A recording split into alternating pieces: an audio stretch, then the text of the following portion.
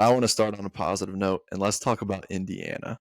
The Hoosiers get their best win in program history at Oregon. In my opinion, their best win, sending a message to the Big Ten and the rest of the country. They land at number 3 in the AP poll. They're in the top 5. That's a really cool thing to see. We've never really seen that with IU football. And just the turnaround that Kurt Signetti has done with this IU football program, turning them into a football school, really.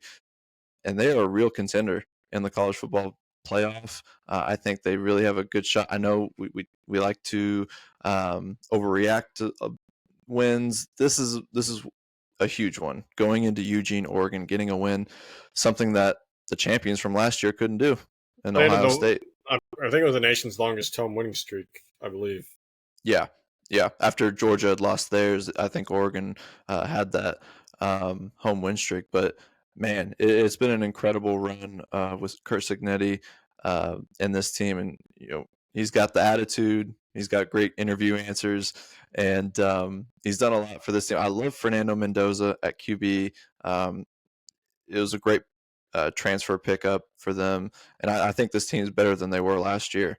And I think the rest of the Big Ten needs to really worry about this team and the rest of the college football playoff bracket, whoever ends up in that. Yeah, I thought last year they were good, but very, very fraudulent because of their schedule. This year, there's anyone who says they're fraudulent, they're just stupid. What else do you want them to do? They destroyed an Illinois team at home, ranked Illinois team at home. They went into Iowa and beat them, and that was an ugly game. But most games at Iowa are pretty ugly. But they went in there and got the job done. And then flying out to Eugene, number 3 Oregon, and beating they beat them handily. Like it was a 10-point game. If anyone listened last week, I said we don't do college football bets, but that 7.5-point spread, that is way too much for this Indiana team. They covered. They should have been Indiana minus 7.5. But it's pretty amazing. Indiana's schedule the rest of the way is pretty smooth now that Penn State's no longer anything. It looks like we're destined for Ohio State, Indiana in the Big Ten championship. And the way both these defenses look, I could see a final score of like 10-7 in that game because Ohio State clearly best defense in the country.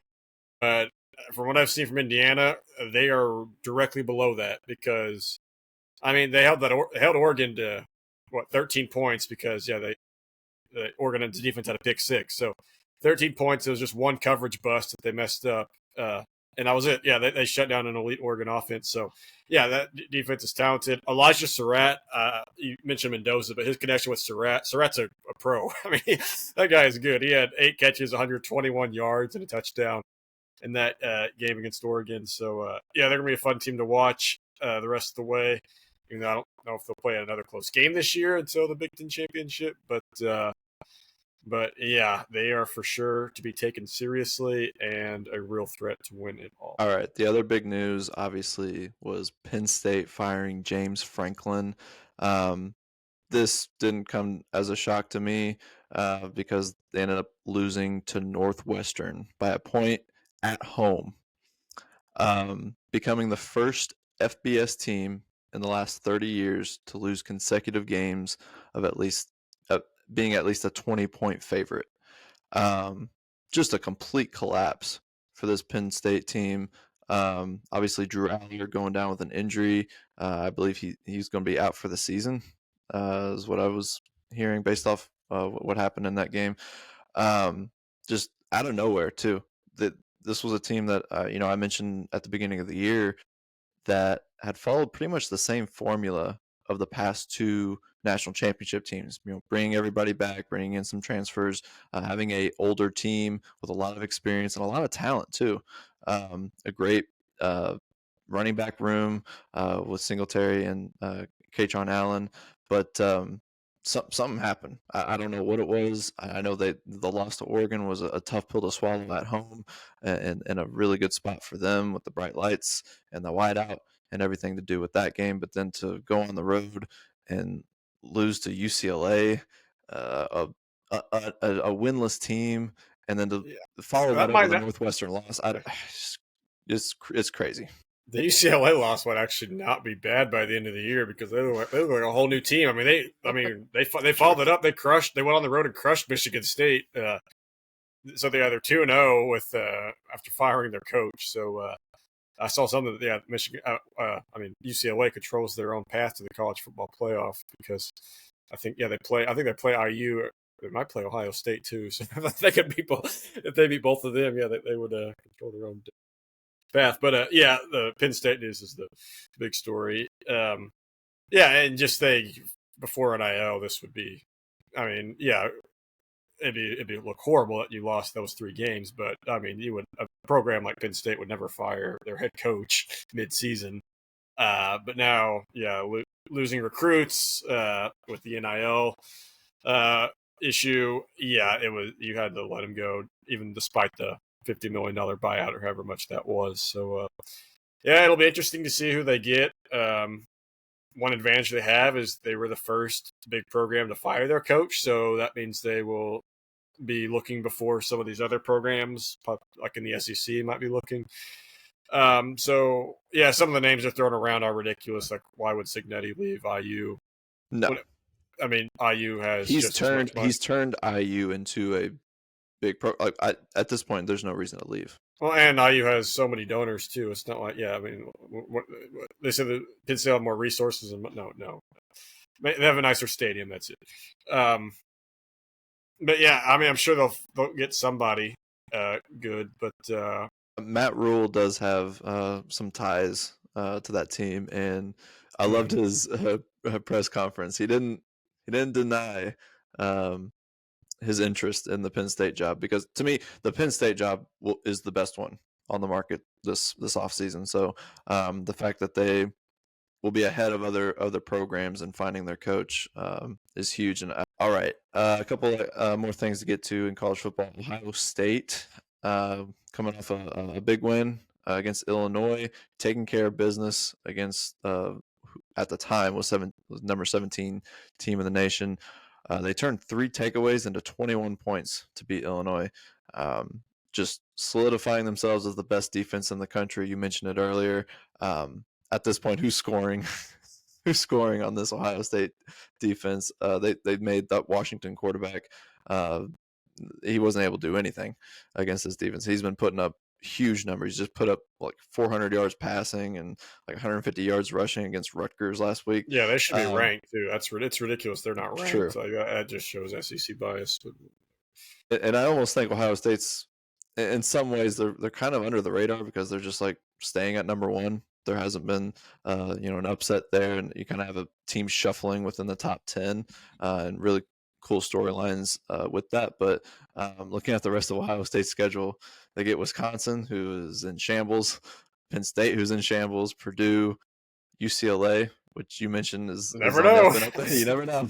But at Ohio Stadium, I feel pretty good about that one. Rutgers, and then there's the big one, obviously, at the end of the year with Michigan. So they could potentially, at this moment, none of those teams are ranked.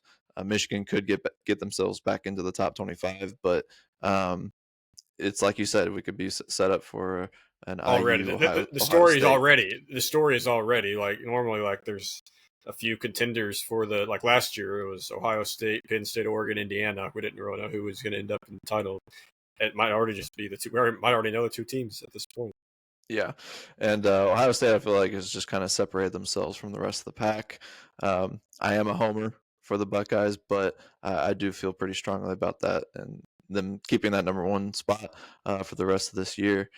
And then Texas bounces back in the Red River rivalry, taking down Oklahoma and maybe getting themselves back on track. They pretty much dominated that game. They really the Texas defense, which is one of the better defenses in the country, was able to force John Mateer, the Oklahoma QB, to 3 picks, and he was coming off injury, but still a big win for Texas, and we'll see with the rest of their schedule. I know it's the SEC, but it should be interesting to see if Arch Manning and Sarkisian can get this thing going. Yeah, I'm not sure if Mateer made the right decision there, but because he had been good earlier in the year. Yeah. Yeah. Arch Manning was okay.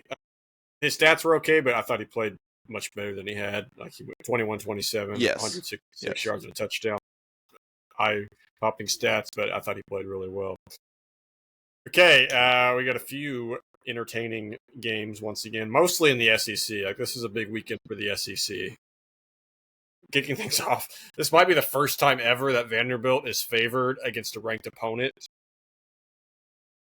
and I'm not even kidding.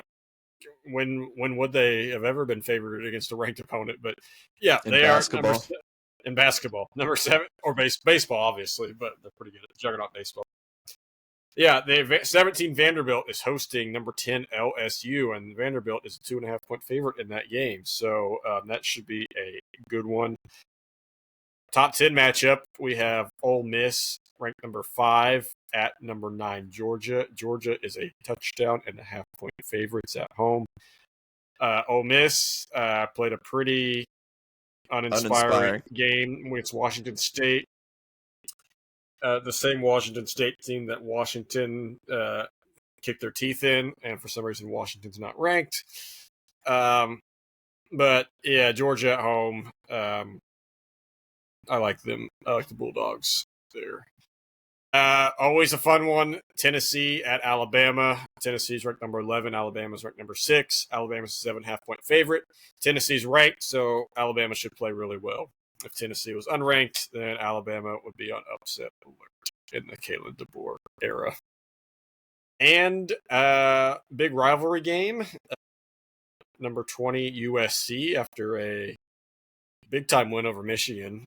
Yes. Not many people saw that result. Maybe some could have called USC beating them, but not the way they did.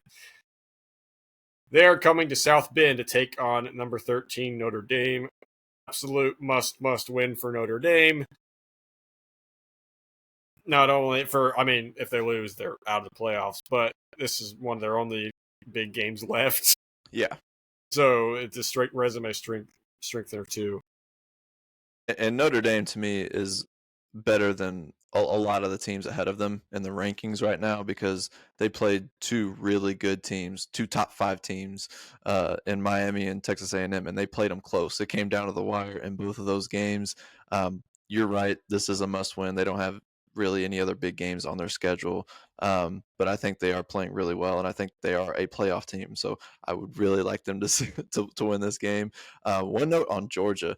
I don't know if you watched that game against Auburn last weekend, but some of the officiating, I got so tired of watching that game because there's just stoppage in plays and the goal line fumble.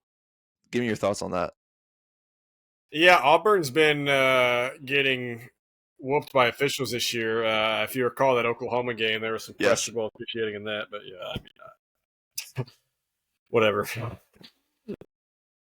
I mean, they SEC had to apologize after that call in Oklahoma. Yeah. But yeah, another fun weekend of college football. One other game. I've mentioned it's 2 ranked teams. Battle of the Beehive State, Utah at BYU. If you're looking for a good late night game, number 23 Utah is a 3.5-point favorite on the road at number 15 BYU. So if you like good rivalries, that's the Holy War rivalry, right? Yes. So I would tune into that one on Saturday night.